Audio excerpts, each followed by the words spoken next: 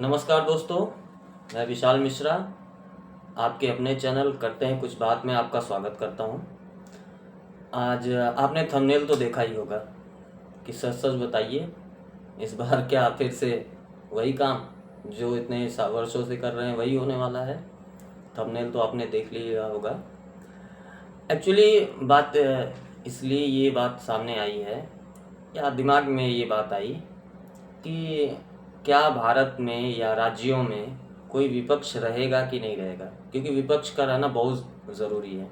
लोकतंत्र में पक्ष और विपक्ष दोनों रहने चाहिए, और विपक्ष अगर मजबूत हो तो बात अच्छी रहती है लोकतंत्र के लिए।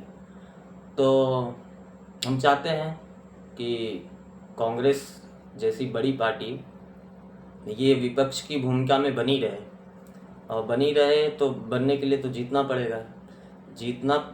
तो राहुल गांधी प्रयास तो कर रहे हैं फिलहाल, अभी वोटरों के अधिकार के लिए यात्रा निकाले हैं, लेकिन वो ऐसा नहीं लग रहा है कि वो जीतने के लिए कुछ कर रहे हैं। बार बार ऐसा लग रहा है कि जैसे कुछ बहाना चल रहा है कि इनको पहले से ही पता है कि बीजेपी और उनके गठबंधन की सरकार बिहार में भी बना लेगी। आज आज न्यूज़ पे आया कि एम.के. स्टैलिन आए हैं बिहार में। जो गठबंधन है, इंडिया गठबंधन, उसके लिए वोट मांगने के लिए एम.के. स्टैलिन जी आ रहे हैं, वो भी बिहार में। एम.के. स्टैलिन और उनके लड़के और उनके नेताओं के बारे में तो आपको पता ही होगा।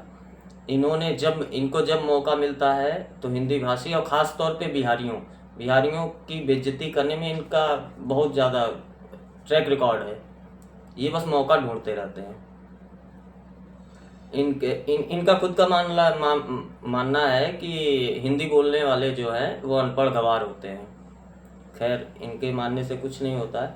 और जिन बिहारियों को ये अनपढ़ गंवार मानते हैं वो सबसे ज़्यादा आईएएस देने वाला राज्य है। और आपको पता ही होगा कि आईएएस कोई ऐसे ही नहीं बन जाता है, उसके लिए बहुत पढ़ाई लिखाई की ज़रूरत होती है। और इनके कुछ ऐसे नेता हैं, इन्होंने तो ये तक बोल दिया है कि बिहारी लोग सिर्फ घर बनाने के लिए, मजदूर बनाने के लिए काम में आते हैं और टॉयलेट साफ़ करते हैं। कुछ ने तो इतना तक बोल दिया कि बिहारियों का डीएनए मजदूरों वाला है। इनको कौन बताए कि बिहारियों का डीएनए मजदूर का नहीं है। इनका डीएनए सम्राट अशोक, चाणक्य, चंद्रगुप्त मौर्य, कितने बड़े बड़े नाम, माता सीता, इनका डीएनए इनसे मिलता है, मजदूरों से नहीं। मजबूरी में अगर आपके यहाँ गए हैं, काम कर रहे हैं, तो इसका मतलब ये नहीं है कि डीएनए इनका खराब है। और अभी बिहार धीरे धीरे तरक्की कर रहा है। कुछ वर्षों में आपको तब्दीली ज़रूर दिखेगी जब बिहारी खुद खड़ा हो जाएगा। और ऐसे लोग आ रहे हैं बिहार में वोट मांगने के लिए। मुझे तो लग रहा है कि ये राहुल गांधी और तेजस्वी जी, हालांकि तेजस्वी जी काफ़ी असहज महसूस, देख के लग रहा था कि काफ़ी असहज हैं, लेकिन वो बोल नहीं सकते हैं। अब राहुल गांधी इनको बार बार, तेजस्वी जी को बार बार असहज किए जा रहे हैं। अभी उन्होंने मुद्दा उठा दिया कि किसी रैली में, किसी सभा में, कि मोदी अपना सर्टिफिकेट क्यों नहीं दिखाता। अब तेजस्वी जी के सामने सर्टिफिकेट की बात क्यों कर रहे हो भाई? चिढ़ा रहे हो क्या उनको? चिढ़ाना और चिढ़ाइए। वो तो पहले बोल चुके हैं कि हमारे पिताजी मुख्यमंत्री थे, चाहते तो ऐसी बहुत सारी डिग्री बन जाती। कितने ईमानदार आदमी आप उनको चढ़ा रहे हैं, चिढ़ा रहे हैं, प्रवोक कर रहे हैं। अभी वो शांत बैठे, उनको शांत बैठने दीजिए, नहीं तो दो भाई हैं, दोनों पीछे पड़ जाते हैं जिसके, उसकी बखिया उधेड़ देते हैं। खैर, इन्होंने, अच्छा, राहुल गांधी सर्टिफिकेट की बात कर रहे हैं। आपकी अदालत एक शो है, उसमें जॉर्ज फर्नांडिस आए थे जब यूपीए 1 गठित हुआ था, पहली सरकार, तो उस समय आए थे जॉर्ज फर्नांडिस। तो रजत जी उनसे बताने लगे कि देखिए, सोनिया गांधी ने इतना बड़ा सेक्रीफाइस किया है कि अपना पीएम का पद छोड़ दिया। तो जॉर्ज फर्नांडिस बोलते हैं, देखिए वो झूठ बोलती हैं। तो ये उनके वाक्य हैं, मैं नहीं बोल रहा हूँ। उन्होंने बोला कि सोनिया गांधी झूठी हैं, झूठ बोलती रहती हैं।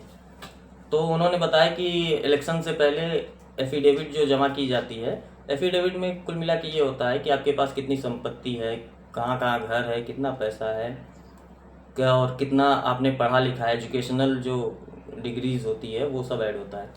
तो सोनिया गांधी जी ने ऐड किया था कि कैम्ब्रिज यूनिवर्सिटी से मेरी डिग्री है। तो लोगों ने छानबीन की और चुनाव आयोग पहुंच गए कि ये गलत है।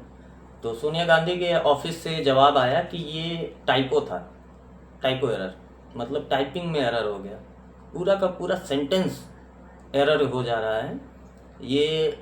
ये इनके राहुल गांधी जी के माता जी की कहानी है। तो इनको भी ऐसा लगता है कि बाकी लोग भी करते होंगे। सर ज़रूरी नहीं है।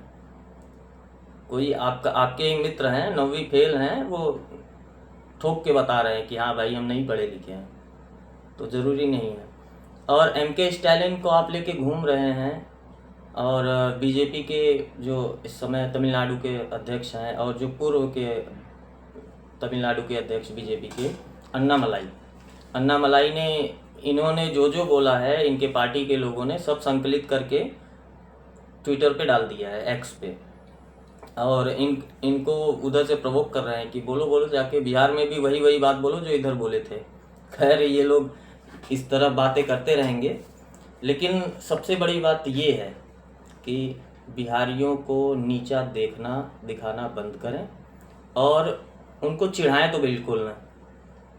जो स्टैलिन की जो पार्टी के लोग जो बिहारी और बिहारियों के बारे में बोलते हैं, आज उन्हीं को लेके आके खड़ा कर दिया अपने साथ में।